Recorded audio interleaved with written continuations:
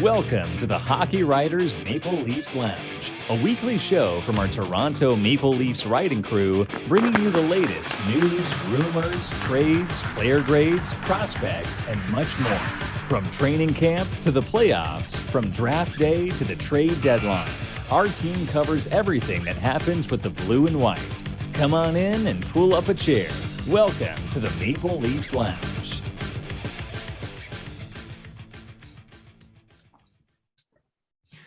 Hello and welcome back to the Maple Leafs Lounge. I am your host, Peter Baracchini, and once again, I am joined by my colleagues over at the Hockey Writers, Julian, Mongillo, and special guest this episode because the Maple Leafs did play the Vancouver Canucks. We're going to get into that quite a bit once again.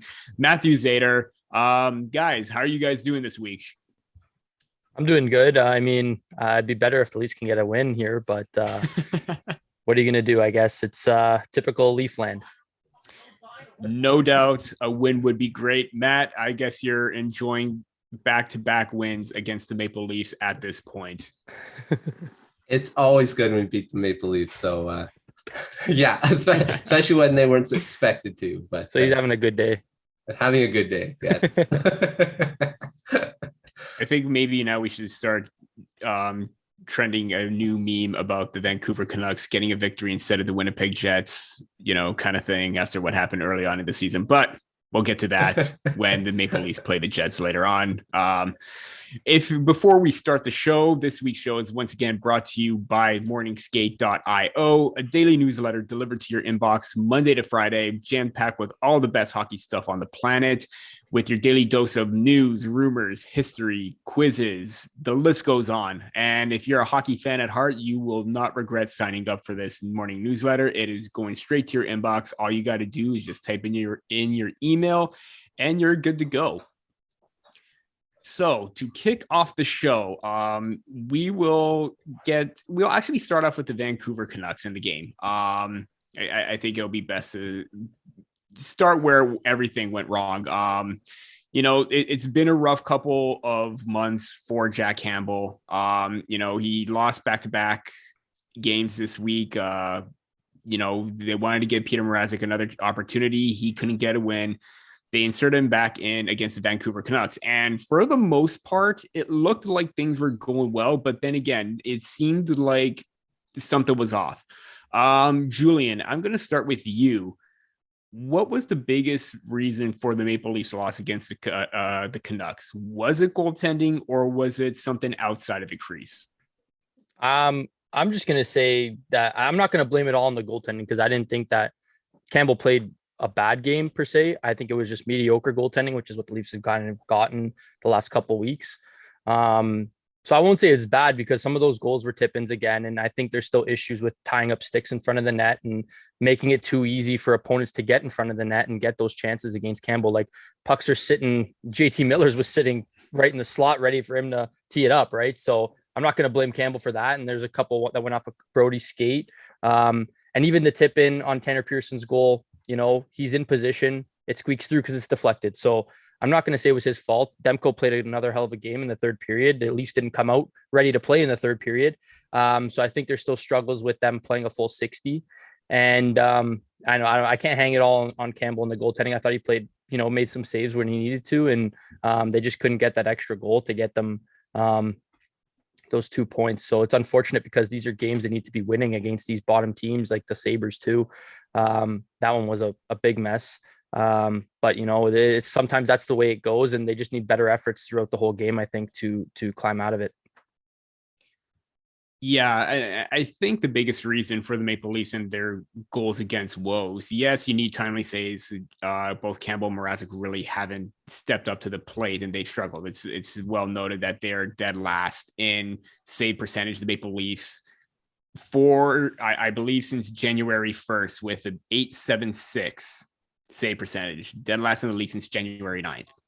So yeah, at times you do need to get your goaltenders going, but we've seen the Maple Leafs collapse quite a bit. And like you mentioned, a lot of tip-ins, a lot of deflections. I'm at the point now where this is all either going off opponents or their own skater stick. And I'm at the point now, if you're going to be in those lanes and in those shot lanes, instead of backing away from a shot block, get in there, block the shot, make a stick check, lift it, do whatever you can to protect your goalie, and, you know, be a little bit tough in front of the net, because I think that's the main reason why they're struggling at this point. And yes, it does fall on the goaltenders as well, but you know what? It's a bit on both ends where the defense needs to help them out. And they're seeing that drastically without the absence of Jake Muzzin, who struggled all season, but, you know, his impact and his losses showing he does bring an element of toughness.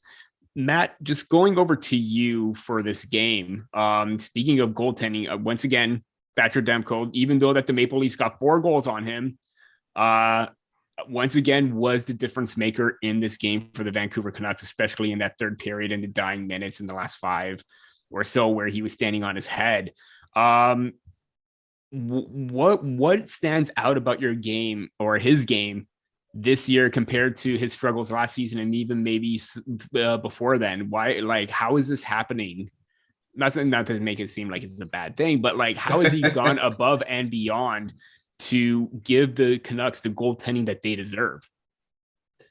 Well, I mean, last year was kind of a mess with all the COVID stuff. And this year it was a bit too, because he was off for a bunch of time, and with the Canucks having their COVID stuff and him too. But he's bounced back. And like, when has he not been good this year? I think the only time there was only a stretch of games where he kind of looked ordinary, but a lot of the time he's been solid. He's been great positionally. He's been making like those highlight reel saves like he did against the Maple Leafs in the third period. I mean, yeah, they scored 4 goals on him, but he made some key saves at the right times. And that's when the biggest thing is making those saves when he needed to. And that one save on, I believe it was on Austin Matthews, that, you know, that could have been a 2-goal lead for the Maple Leafs, and he made the save. So I think that's what it is with him. He's making those timely saves, and he's been their best player, I'd say, from the beginning. Apart from JT Miller, he's probably been the reason why the Canucks have been winning the games that they have. And without Demko, I think the Canucks would be probably around where Montreal and Arizona are in the standings. I mean, that's not a joke. So, I mean, that's goaltending the Canucks goaltending has been really good this year. And I think they got to play him and not play Halak, unless Halak can somehow get out of his struggles. But yeah, Demko's been great all year, and he was, again, key against the Maple Leafs too. Earlier late in the week, David Alter reported that on the moves that the Maple Leafs need to make at the deadline, he said, if we're going to focus on anything, you're always just trying to make the team better. But I think at this time, it's maybe more on defense. And Julian, we talked about this last week about whether addressing goaltending or defense is it. I know we said that, you know, we kind of talked about giving the goaltender some time to try and adjust and get their game back. But is this the most likely scenario for Kyle Dubas to make at this point? It's a tough position. I mean, I think he did the right thing in what he said, because he's trying to give his goaltenders a vote of confidence heading into this good stretch here where he needs to see something from them in order to make a decision, right? So, you know, we talked about it last week, and we said, you know, give Mrazek the net, which they did. Give Campbell a rest. I don't think he didn't look out of it, but again, it's not what he was before. So he still has to figure some things out. And he even said after the game too, he'll get back to where he was. But it's a matter of when that's going to happen, because if this keeps on going closer to the deadline, I don't think they have a choice in having to address the situation. So, I think he doesn't want to have to do it, which is why he said what he said, but he knows that if this continues on, that he's going to have to do it. So I also think the only way that the Leafs make a trade here is if it's a multiple player package, because they need a little bit of everything to kind of bolster their lineup, and goaltending's creeping in there as one of the main concerns, rather than it would have been having a luxury of to get a throw in forward that they could use, right? So now it's becoming, maybe it's a D and a goalie that they need from a team, and you know, so I think defense is definitely their main concern, which I think that will also help the goaltending take a little bit of load off them, because if you're getting those defensemen that are going to be able to protect your net and make things easier on the goalies, then it'll go a longer way. Because like you said, it's either get in the way and block the shot, or get in the lane and stop it. or get out of the way and let your goalie see it, because you're not doing any good if you're standing right in the middle of traffic and just making it worse for them to see. So, and that's kind of what we've seen. Like the Detroit game was all tip-ins almost, not being able to clear the net. We had even the power play goal that the Canucks scored yesterday. Is Brody was two of the guys, Liljegren and Brody, on two separate goals were behind the defenseman with the Vancouver Canuck guy almost in alone, really, with time and space. So that's something that needs to be cleaned up, and I think that makes defense the high priority. Yeah, it's just really difficult on how a trade for a goaltender is going to work at this point, because apparently it's being reported that Marc-Andre Fleury is not requesting a trade out of Chicago, and they're supposed to be that top name trade target that teams would love to have. I know the Edmonton Oilers, I don't know if the Toronto Maple Leafs are going to, it probably wouldn't happen.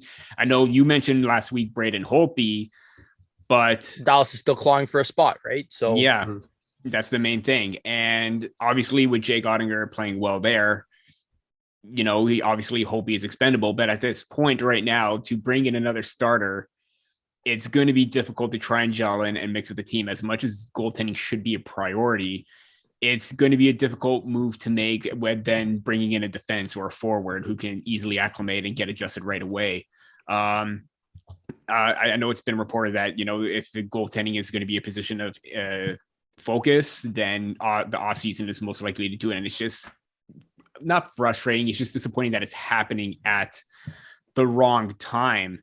And Matt, I'm going to go over to you, because this past week, the assistant GM for the Maple Leafs, Laurence Gilman, was scouting back-to-back games for the Toronto Maple Leafs. And, obviously JT Miller rumors are swirling. There was a report by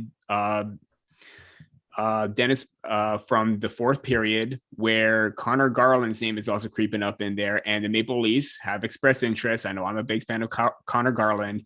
What do you make of this? And, it does something amount to the trade rumors with the Maple Leafs?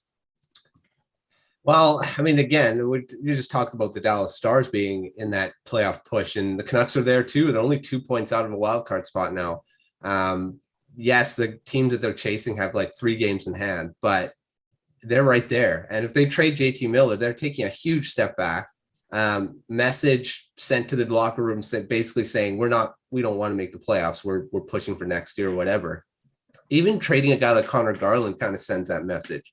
Unless you're getting a roster player or something in return that's actually going to help as well. And of course, with the JT Miller trade, you're probably not going to get, you may get a roster player, but it's not going to be the same impact that Miller's been making this year. And the more that he scores and the more he puts up points, the price is going to be astronomical. I mean, it's not like Rutherford's going to say, we're just going to give him away. I mean, he's going to want a ton of assets for him. And I don't know if any team's going to want to spend that right now. I mean, stranger things have happened at the deadline. I mean, GMs go crazy at the deadline sometimes with desperation, and they give up stuff that they probably shouldn't. But I think at this point, the Canucks have probably there's been rumors that the Canucks have pulled back on JT Miller now, that they're not really shopping him as much. If they were in the first place, we're not sure, right? But Conor Garland, I think, is the more likely guy to be traded. So, I mean, if he does, I think the Maple Leafs do look at that. But like you guys have mentioned, goaltending and defense is probably the more pressing need, because like they can score goals. We saw it last night. I mean, it was a back and forth game, and the Maple Leafs have such potent offense. I don't think they need an extra guy, but I mean, anything helps. I think defensive goaltending is probably the more pressing need. So I'm not even sure if Garland would be, I mean, there's rumors, but I don't know if that's the biggest thing they need. No, I don't. I just to touch on that, like, I don't think, that this goes back to having a package. So like the Vancouver Canucks, if they're getting scouted, they have kind of a little bit of everything that the Leafs could kind of pull. Like if they really don't trust their goaltending and they want to take a chance, they can go test Halak, right? That's a guy like, okay, he's not working out in Vancouver. He's been hot in the playoffs before. Do you take a chance just as a guy that you can ride if he's hot enough? Yeah. Because that's the point where the Leafs are getting at with goaltending, because there's not going to be anything of a significant upgrade that you're going to get as a starter unless you're waiting till the off season. And because of how difficult the situation is in terms of teams still competing and not knowing who's available, and being able to fit that into your cap and address other needs. So that's why that's going to make it difficult. So if you want to take a chance, you're taking a chance on a guy who's, done it before, hasn't been playing well now, and they're not necessarily upgrades over what you already have. So I think that's in the situation which, if you can get, a Luke Schenn or and a Halak in a deal, maybe that's kind of the route they're looking to go. And I think Schenn's probably the guy they're targeting the most, or maybe a guy like Tyler Myers. Just because, Vancouver's going to have to move some cap around to next year for sure. So I think that's where we're kind of looking at. And I think Luke Schenn, how crazy would it be to see him back on a Leaf jersey, playing top pair with Morgan Riley, let's say. I don't know, that get a blast from the past, and that might cause a whole nother stir. But I think, those are kind of guys you need. You guys are going to throw 5 body checks a game and block a ton of shots, right? And that's kind of what they need. Yeah, it's a good point that you brought up Yao Halak, because he has been there before, serving as a backup, great veteran presence. And, I'm looking at their depth too. Michael DiPietro, probably still a bit of a ways away, still trying to improve on his game and try and develop a little bit more. But Spencer Martin looked really good in his, all by 3 game stint with the Vancouver Canucks. I wonder if maybe this is his opportunity to try and come in and still assume a backup role under Demko and then move on from Halak. And if the Canucks have any, semblance of making it, they're going to ride that Demko anyway. So really Halak is useless to them. Yeah. No, that's a very fair point. And again, just to bring up the goaltending numbers from Jack Campbell last night, 4 goals against on expected goals against 2.12. That's well over the expected goals against based on the amount of shots that he faced. He faced 8 high danger shots, 2 against, 8 medium danger shots against, 1 goal against, and he allowed 1 long distance goal against. And yeah, I think the goaltending conversation and defense is definitely more up there. And I think it's leaning more to that direction than a forward at this point. To recap the show, once again, this show is brought to you by morningskate.io, a morning newsletter delivered right to your inbox. All you got to do is submit your email and you sign up for the latest NHL news, rumors, history, quizzes, you name it, including articles from our fantastic hockey writer staff, including possibly stuff from, Matt, Julian, and myself at some point. So hopefully we get to make it in there. But anyways, it's still a great newsletter to sign up for. You get everything that you could have hoped for in that. Now to some more, I would say more uplifting and more positive news. Wayne Simmonds played in his 1000th NHL career game. Guys, I just want to get your take on his journey up until this point. Maybe some of the adversity that he's had in the past where he's been, potential power forward, the plays declined, but now he's still finding a role with the Maple Leafs at this point. Matt, what are your thoughts on Wayne so far and his 1000th game?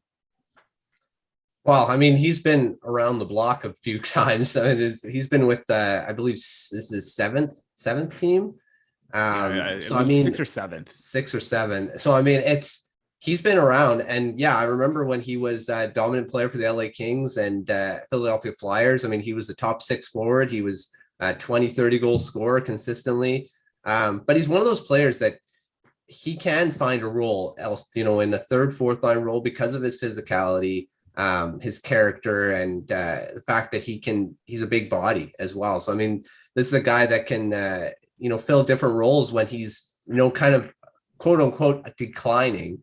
But he's still, fill that role. And unlike players like, I don't know why this guy comes to mind, but Goldobin for Vancouver way back, he was a younger player, but if he was not in the 3rd, 4th, wasn't in the top 6, he was useless. And, Simmonds, he's just that type of player that he can play in that role and same thing with Lucic in Calgary. I mean, again, another guy who's a top 6 forward, 30 goal scorer, but now he's finding a role in a 3rd and 4th line and still contributing. And that's what Simmonds has done over his 1,000 games. I mean, maybe half his career was that dominant top 6, but now he's just getting it done as a 3rd, 4th line forward. And, you see flashes of his offensive prowess and, in front of the net. And that's where he lived, was tipping pucks and being that net front presence. So he can still fill that role. And it's great to see a guy get 1,000 games. And I think he's going to play in this league a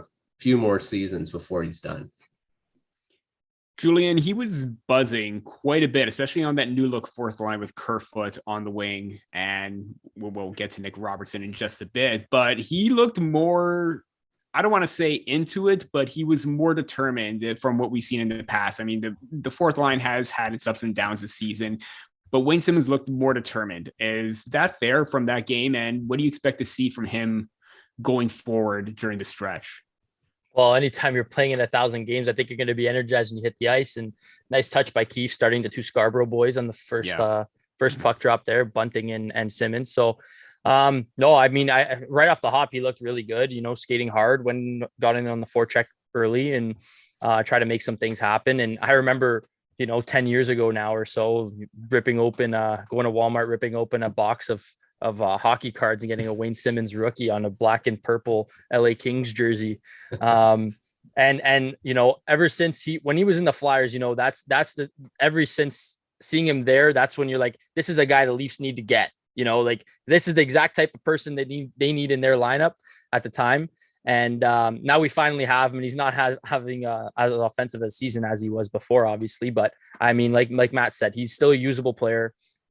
Gives that edge, gives that tenacity that you need on a bottom six role, and is still able to contribute. So I think that's what's important. And as long as he skates hard and, stands up for your teammates when he needs, throws a couple big body checks, I think that's all you can really ask for from a guy like that. But congrats to him on 1,000. And like Matt said, I'm sure he's going to play a couple more seasons at the very least. And hopefully it's here in Toronto, because, who doesn't want to finish their season off where they started? Yeah. I mean, there was some controversy when the Maple Leafs signed him before his first season, and then again re-signing him afterwards. And I'm just thinking, he's not being brought in to be that power forward player that he was in the, early 2010s, in 2012, 13, 14.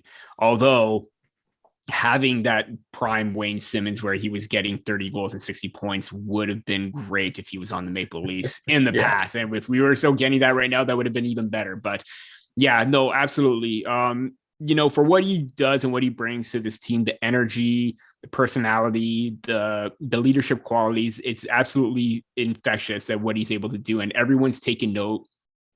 He's leading by example, and everyone's following suit with him. And I especially love the t-shirts that they made, where it had Wayne training 1,000. I gotta try and get my hands on one of those, but watch out for bot accounts, because they were in full swing yesterday trying to sell them. But yeah, no, absolutely, you guys are spot on about Wayne. Once again, he's that energy kind of player, and I think once everything is set in, Muzzin comes back and they get a full team, they start to gel together again, I think we're going to see him at his best, just like we did early on in the season, where maybe the goals weren't going, but he was pushing, and we're seeing that right now.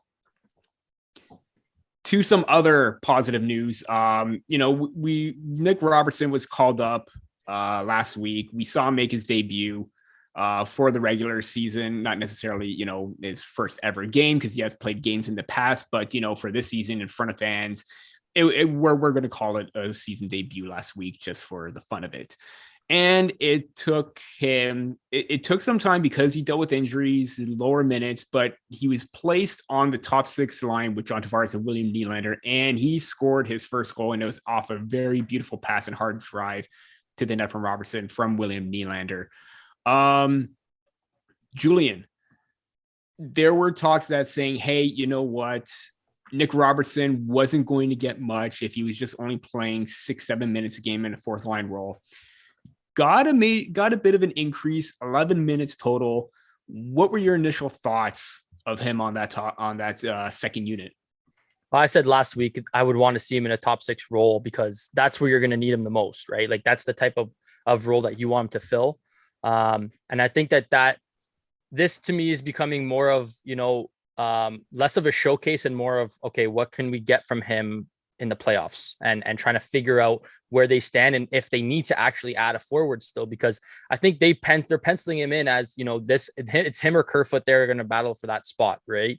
So I think that's what it's more of looking toward, is which guy's going to kind of take it over. And I think that, it gives them options to get, a little bit more offensive when he's there, or a little bit more defensive if you put Kerfoot there, right? Because we saw that in the game where Kerfoot was, closer to the end of the period and stuff, back on that line just to kind of see out the rest of the period, or in a little bit more defensive way. So it's versatility it gives them. But to me, Robertson, that's a goal scorer's goal. Like, those are the goals that you need guys to put in when they're at that point or that area of the net, right? Like, slick pass from Nylander. That was a beautiful sauce right over the stick, flat as a board.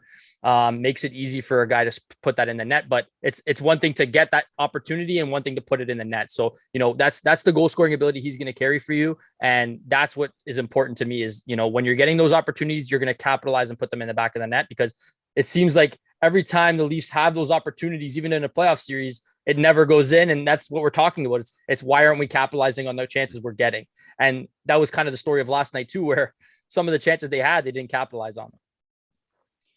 Matt, you're one of the prospect experts over here at the Hockey Writers. I mean, we do the show Prospects Corner. He's been the top prospect in the Maple Leafs organization since they drafted him in 2019. He's had a rough stretch dealing with injuries, although he had that 55 goal season post-draft year. What are your initial thoughts on him and his development curve, and if this is the start of something that they're going to see from Robertson and follow the path of his brother Jason, who's in a really dominant top six role with the Dallas Stars? Could we see a bit of a sibling rivalry? But at the most important question is, what does this mean for the Maple Leafs going forward? Well, I mean, like Julian said, I mean, that was a goal scorer's goal. I mean, this is a guy that, on a 2-on-1, some guys just don't finish, and he finished it perfectly. And against a really great goaltender like Demko, you have to put it in a spot, and he did that. So, I mean, he is a goal scorer. I mean, like you said, that 55 goal season he had in junior there, I mean, he can score. So, and you see that with his speed and his, his shot and all that stuff. He can be a goal scorer in the NHL. It's just a matter of injuries, and, hopefully injuries don't rear the ugly head again, because that's what's kept him out, previously here. So hopefully he can stay healthy, because I think when he's healthy, he's probably one of the better, offensive prospects. And he's starting to get to the point where you're going to start saying, well, he's not a prospect anymore. He's, he's just a young player. So I think for the Maple Leafs, if he can develop into that top six forward, which I think he has the capacity to do, that's great for them. And whether it be in Toronto or somewhere else, there's been talk about him being in trade packages and stuff like that, and for guys. So, I mean, he may not do it in Toronto, right? So, but I think he still will be a top six player, 20, 30 goal scorer maybe, because he does have the attributes to be that type of player. So, love what he did in the game against the Canucks there. And I love watching guys like that and getting their opportunity. I think he's probably well served to be in that top six role with like you're saying about on the second line, because he can finish when he's given a chance. And that's what you need with playmakers like Nylander, right? I also to that point, like, it's not that he doesn't even look out of place really. Like, he's a smaller player, but he uses his body in a way that is effective still. He still doesn't, shy away from contact. I think Nylander shies away from contact more than Robertson does, and he's, much smaller. So, just he's able to get in on that forecheck, create turnovers. He hounds the puck so well that it creates those opportunities. So I think that's also important to note, that he's kind of ready for that full-time role, because, he's showing that he can do it in different areas of the ice. And I just think that he's too valuable now to kind of trade him, because I think he's going to play a really good role for them in the future. I think they're going to need to rely on those cheap contracts to be producers, like they did back when Kapanen was there and Andreas Janssen. So I think that's kind of what they're going to pencil him in as, is that he's a component next year that we're going to need because of the cap situation. 2 points in 10 NHL games, 16 and 21 in his first AHL stint in 2021 last season, and 8 points in 9 games, considering he suffered I believe it was a fractured fibula this season. And he was out for quite a significant amount of time. Being able to come back, still produce at the AHL level, get the call up, and, move you up into the lineup was just absolutely great. It's one of those feel-good stories that you want to see in one of your top prospects. And yeah, his name has been floated out there if there is a massive deal in return where you do have to give up your top prospect. But, I thought Robertson brought a lot more energy and a lot more consistency than what we saw with Alexander Kerfoot. I mean, Kerfoot's been great all season, but we just haven't seen that tenacity or kind of game where he's able to go in and establish a forecheck before. Nick Robertson was able to do that. And just looking at his underlying numbers, 9-1 in shots for and against. He had an expected goals for percentage of 83.10. Just absolutely phenomenal what he was able to accomplish on that second line. And, obviously it wasn't, he wasn't involved in John Tavares' goal, but you saw a bit more of a jump and pep in Tavares' step as well, where he was a bit more engaging in the play where maybe he wasn't as in the past.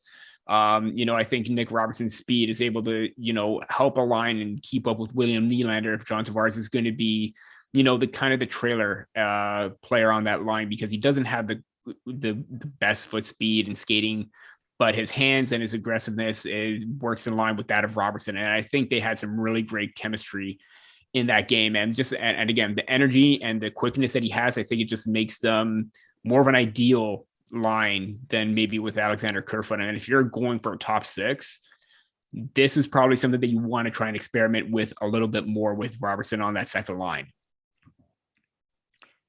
And into I want to get your opinion on something. I don't know.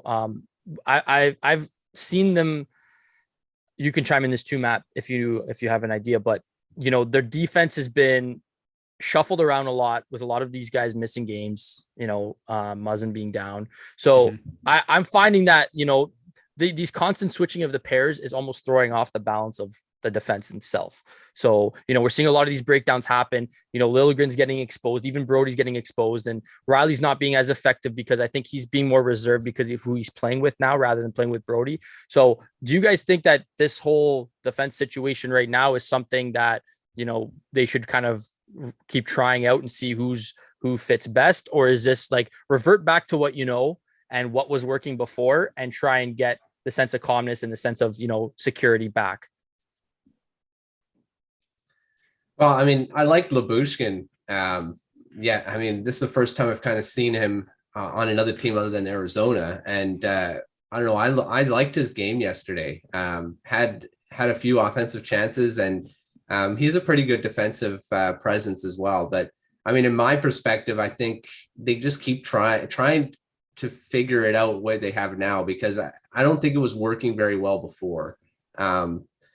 And like adding a guy like Luke Shen or someone like that, I think would solidify it a bit more. And I don't know what you guys are talking about with Justin Hull. I think he had a pretty good game yesterday too, but at least one game. No, I do agree that Justin Hull has had a really great stretch of like the last 5 or 6 games. I think he's at his best right now. And I think maybe he's come around to working on his game. And I think maybe the reason why Sheldon Keefe is still, going to the juggling and shuffling his pairings a little bit is maybe to try and get them out of their comfort zone just a tad bit, to see that if a situation does arise, kind of like with Jake Muzzin right now, there's going to be a lot of shuffling, and they want to try and see what works in terms of chemistry and pairing, where you see, Riley with Liljegren, Lyubushkin with Sandin, Lyubushkin and, Travis Dermott at times. You want to try and get a sense of where they're at. And I think right now you're seeing a kind of plan of what can happen should an injury come about, and who's going to work and who isn't. And I think at this point, I know, and again, I've been a big criticizer of Justin Hull all season. I think a lot of us have been, based on the consistency, and even Jake Muzzin at times. But I guess the consensus last night was that Travis Dermott was still not at his best. And I think with the fact that, you still have Timothy Liljegren looking great at times, just obviously he's making a few more mistakes because he is a rookie, but Travis Dermott, being the veteran that he is still making mistakes, and he's still falling out of the lineup. I think right now, if you were to start a top six right now, I think you would have to go with Riley Brody, Muzzin Lyubushkin, and Sandine Hall, because Lyubushkin in the top four role, I'm absolutely loving. He's able to pinch up, and even Justin Hall at times when he wasn't able to do it, Lyubushkin was able to show what he was capable of. And I think Justin Hall is being a little bit more smart and a little bit more passive in his aggressiveness, but I think this is the way to go for the Maple Leafs. Yeah. I like those lines that you just had him as. I think, Dermott takes a bad penalty there on that interference call in the game. I think they score on it. That was a tough one. But it's just like he's trying to do too much and trying to prove himself too much at times. And I think that's kind of leading to his downfall. But, to me, that Riley and Brody pairing don't touch it. Just leave it alone. Let it be what it is. And even shuffling them now, just leave it at where it is.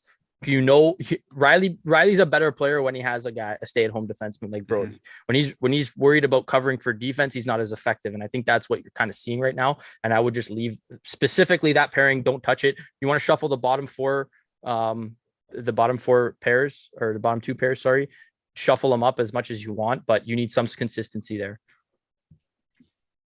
Yeah, no, totally. And getting into our final topic of the day, we've seen some of the top teams struggle against, teams lower in the standings. I know Colorado had a loss against the Arizona Coyotes, I believe, just recently. Yep. Stuff like this happens, but it seems like for the Maple Leafs, where there is a team where they know they should win, it happens consistently. And once again, we saw that this past week where, you look at the schedule, they left some important points on the board. I mean, dating back to last week, the Canadiens lose 5-2, lose 4-3, and lose a valuable point against the Blue Jackets. You bounce back with 3 straight wins, but then you lose to the Sabres and Canucks, who are lower in the standings than the Maple Leafs, and you would think that those are easy points to get. Matt, is this just, I really don't know how to put it, because this has happened for quite some time. Why is there such a struggle with the Maple Leafs and dealing with teams like this? Because I believe Justin Hall even said sometimes we play down to their level. What's your take on that? Well, I've got quite a bit of experience happening with the Canucks too. When they were dominant, and it just, you go against a quote unquote bad team, and they just play down. Yeah, like you said, play down to their level. I think that's what the Maple Leafs have done too, is you think it's going to be an easy win. You're like, well, we're playing against even though you say, well, we know we got to play hard, mentally you're like, well, this team isn't good. We should be, be able to just kind of roll over them, but that's not the case. These guys are NHL players. They don't want to lose. A lot of these guys, they have that passion, the character, and also they look at it, we're playing against a ridiculously good team. We got to play at our best. And that's what happens. And then if you don't play at your best, you lose. The Canucks had that past with the New Jersey Devils. The Devils aren't a good team. The Canucks have a way better record. They're supposed to win, and you lose 7-1. That just, and the same thing with the Maple Leafs with the Sabres. They played, the Sabres are one of the worst teams in the league, and they get blown out. And I think that's what it is. You go into a game and you think, okay, we'll be able to easily do this, and just never happens. And that's gone past. It's not just the Maple Leafs. It's not just the Canucks. There's a lot of teams. You play against bad teams and you just don't play well. I don't know how to explain it. I think it's a mental thing, but yeah. Yeah, and it's even happened earlier this season. I believe the Florida Panthers lost at Ottawa Senators too, and they were at the lower end of the standings. And, it does happen, but then, it serves as that kind of lesson learned kind of thing. But the Maple Leafs still haven't learned their lesson. Exactly. And with those 2 games, there's now some separation right now where they're 4 points back of Tampa Bay and 5 back of Florida. If they won those 2 games, They're top of the Atlantic. They're right there, still tied with Tampa, 1 point back of Florida. Julian, is this concerning that all these, I wouldn't say easy points, but these points that should be won are going to play a big factor down the playoff stretch? Oh yeah, every game means something now, and especially down the stretch. But like Matthew alluded to, like there's no easy games in the NHL. Like that's just the bottom line. Like you see it all the time. Like there's bad teams. I cover the Oilers. The Oilers were supposed to have a really easy month of March, where they already lost to the Chicago Blackhawks in OT, and they lost to the Habs yesterday. So I mean, and McDavid and Draisaitl were held to 3 shots on goal. Like those things are like that's the way the games are. Like different teams have different agendas. Let's say like the Habs are playing really good under Martin St. Louis with a new coach, and they're on a roll right now. And every team's in a different situation. Players are trying to prove that they should be traded or trying to prove themselves for bigger roles or get contract extensions. Like there's no games that people are just rolling over and saying, yeah, here, take 2 points. Right. That's the parity of the league right now. And I think that's what makes it so entertaining rather than every other sport, because in NBA leagues and different, like even soccer, like you see the separation, it's there for a reason, because the quality is not there. But in the NHL, when there's so many players on the boards and doing different things, there's so many anomalies that can happen that it makes everything almost an even playing field. But we've seen it so much going back to the Leafs is, ever since I've been watching them, it's they can never get over that hump of, or learn their lesson to get up and get ready for these games against bad teams. And we say bad teams in terms of the standings, obviously, but it's hard to watch sometimes. And, you go over and over again, why can't they do it? And we'll see. I'll be at the Heritage Classic against the Sabres on the Sunday. So we'll see if they can get up for that one, because the last one, 5-1 loss was not too good. And I hope I don't pay to go see that. I'll do my best to try and see you or spot you in the standings from my TV. But yeah, I agree with you both. I tweeted out that you never want to play down to their level, have them play up to your standards. And it just seems like the Maple Leafs, they don't have that set of standards where we want to be the best, where it's kind of like that level of Tampa Bay and Florida. And there was that stretch of the 2-3 months from November to beginning of January where it looked like, hey, this is our standard of play. And it seems like they got away from that. And I think they really need to get back on track in order to find that dominance and stability that they had earlier on in the season. And that about wraps up this show for the Maple Leafs Lounge. Once again, thank you for tuning in. And if I haven't convinced you with the first 2 times, once again, please sign up for morningskate.io, the newsletter from the Hockey Writers, where you do get the latest news, updates, trivia, facts, you name it. Everything will be delivered to your inbox. All you got to do is just submit your email. Once again, for Julian Mongillo and Matthew Zator, I'm Peter Baracchini, and we'll see you next time in the Maple Leafs Lounge.